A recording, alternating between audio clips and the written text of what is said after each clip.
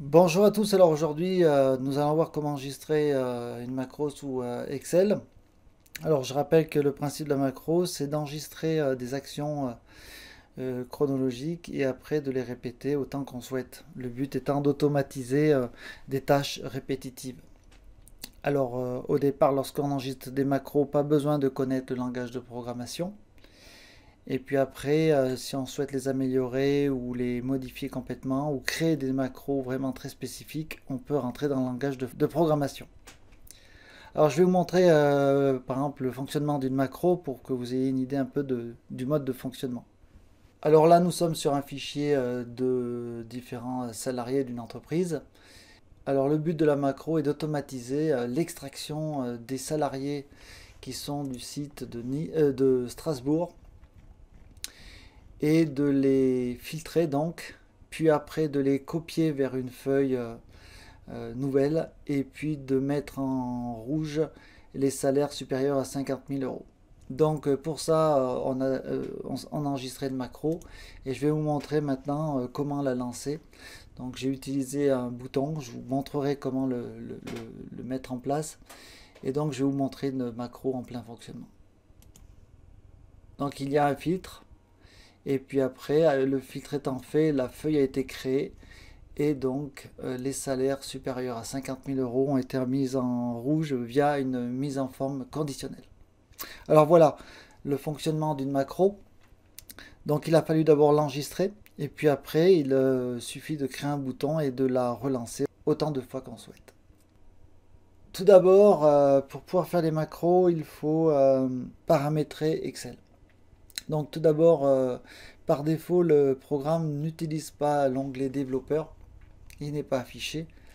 Donc pour l'activer dans Excel 2016, 2013 aussi je pense, vous allez dans Fichier Options, personnaliser le ruban et vous cochez la case développeur qui est ici. Et vous aurez ainsi dans le ruban le menu développeur qui va vous être utile pour enregistrer, modifier et créer des macros. Une fois que vous avez fait ça, il y a d'autres choses à paramétrer. Entre autres, pour exécuter les macros dans un fichier Excel, il faut gérer le centre de gestion de confidentialité. Pourquoi? Parce qu'en fait, des macros peuvent être utilisés comme des virus, par exemple, vu que ce sont des applications exécutables. Donc, vous pouvez paramétrer Excel soit à vous avertir quand il y a une macro dans un fichier, ou sinon, vous pouvez autoriser Excel à lancer les macros automatiquement dès qu'il ouvre les fichiers. Donc pour ça, soit vous laissez l'option par défaut désactiver toutes les macros avec notification. Donc là, le système va voir qu'il y a une macro et va vous informer. Et si vous voulez vraiment laisser passer toutes les macros, vous faites activer toutes les macros. Bon, ils mettent non recommandé, ça dépend si votre système est bien protégé.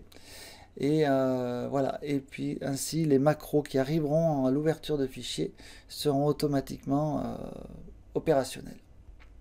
Voilà, si vous avez les options par défaut, vous allez avoir lorsque vous lancez un fichier avec une macro, le bouton activer le contenu. Personnellement, si vous n'utilisez pas souvent des macros, laissez l'option ouverte. Et si vous avez un système informatique sécurisé, dans ce cas-là, vous pouvez activer les macros. Personnellement, je laisse l'option par défaut, mais ne vous inquiétez pas si vous voyez arriver ce petit panneau, c'est normal. Après, dans l'outil développeur pour enregistrer une macro, c'est-à-dire que lorsque vous allez exécuter des tâches et que vous voulez les enregistrer, il va falloir passer par ce bouton. Donc vous allez dans l'onglet développeur, enregistrer une macro. Alors je vais vous montrer ça directement derrière. Et pour arrêter une macro, une fois que la macro est lancée et que vous souhaitez la stopper, ben, le bouton qui était ici, enregistrer une macro, devient arrêter l'enregistrement. Et là, vous cliquez sur arrêter l'enregistrement et votre macro est enregistrée. Alors maintenant, nous allons enregistrer une macro. Donc, le but étant d'enregistrer toutes les actions que je vais mener chronologiquement et après donc de les repasser en automatique à volonté. Alors nous allons enregistrer une macro. Le but de cette macro va être d'automatiser le fait d'un filtrage des personnes appartenant à ce fichier qui sont sur le site de Strasbourg, donc via un filtre. Après via un copier-coller, on ira le copier dans une autre feuille.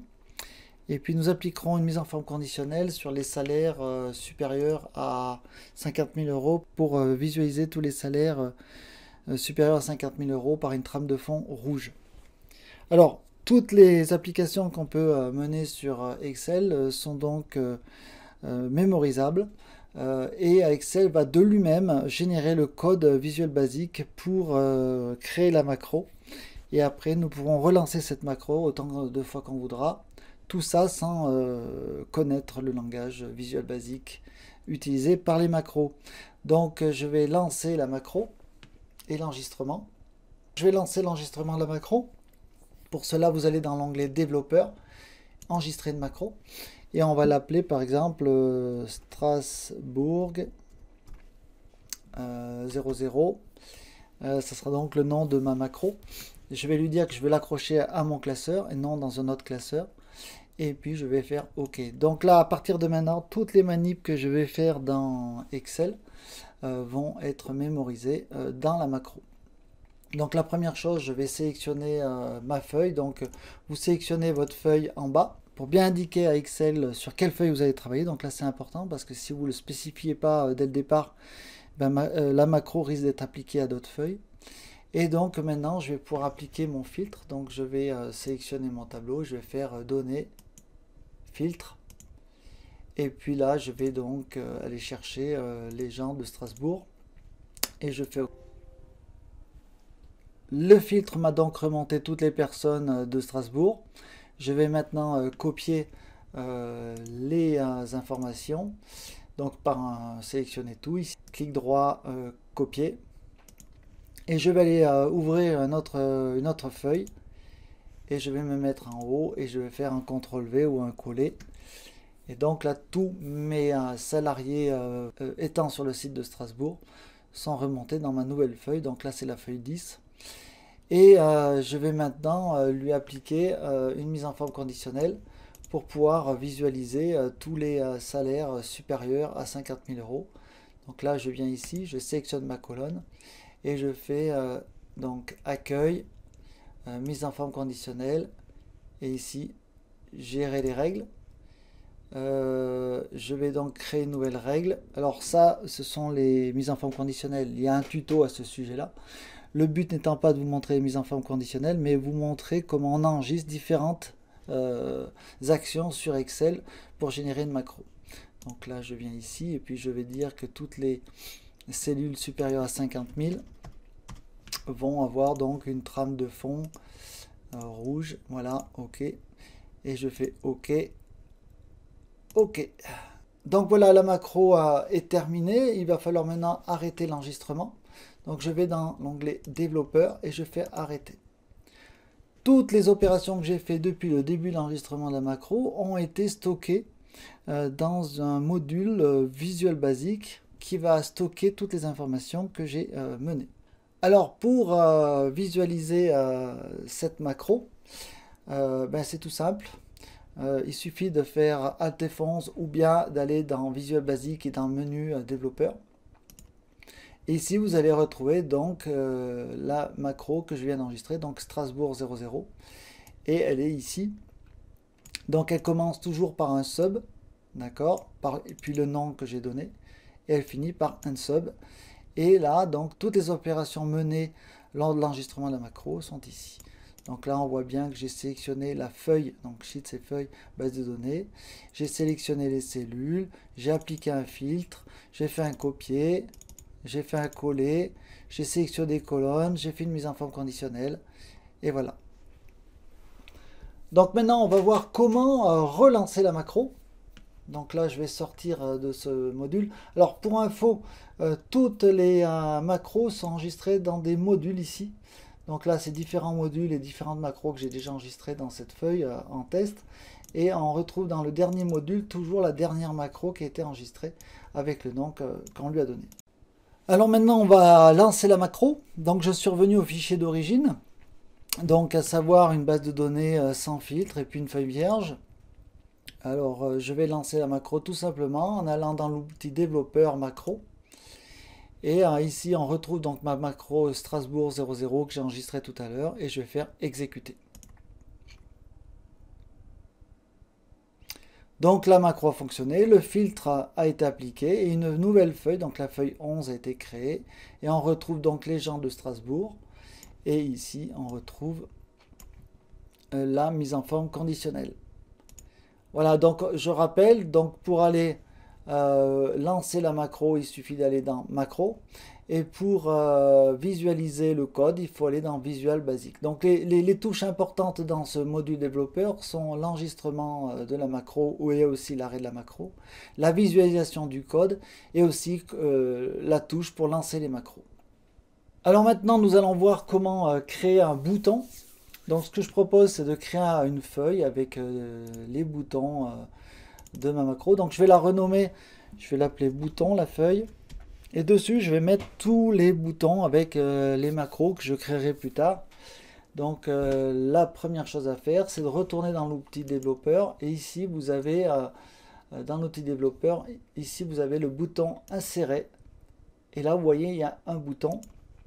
Vous créez votre bouton. Vous lui affectez la macro que vous avez créée. Et ici, vous pouvez même renommer le bouton en disant que, par exemple, on va l'appeler Strasbourg.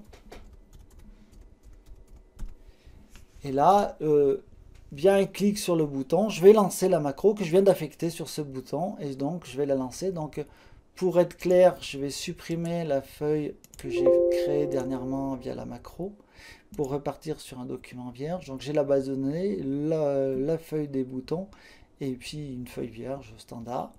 Donc là, je vais cliquer sur Strasbourg. La macro s'est appliquée. Donc une nouvelle feuille a été créée et on retrouve bien les résultats de la macro. Alors maintenant, un point important, à savoir l'enregistrement. Il faut savoir que votre fichier au départ est un fichier XLS et le fichier XLS ne gère pas les macros, il ne les enregistre pas. Donc lorsque vous avez fini d'enregistrer votre macro et que vous êtes satisfait du résultat, eh bien, il va falloir l'enregistrer. Donc vous faites fichier et là vous allez dans enregistrer sous.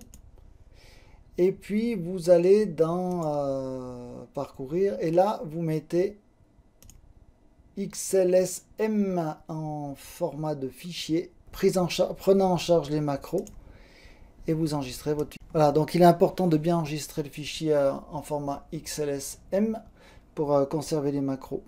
Sinon vous perdrez les macros. À vous de jouer maintenant pour créer des macros. Toutes les opérations donc sont mémorisables en macro. N'oubliez pas au départ de vos macros de bien spécifier lors de l'enregistrement de la macro sur quelle feuille vous travaillez pour que la macro l'enregistre et ainsi éviter des erreurs. Et puis n'hésitez pas à poser des questions et je vous souhaite une bonne journée.